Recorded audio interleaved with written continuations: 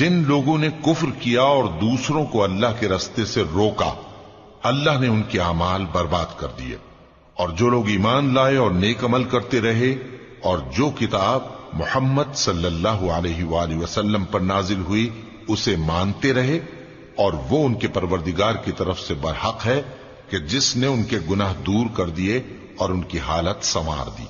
یہ اعمال کی بربادی اور اصلاح حال اس لیے ہے کہ جن لوگوں نے کفر کیا انہوں نے جھوٹی بات کی پیروی کی، اور جو ایمان لائے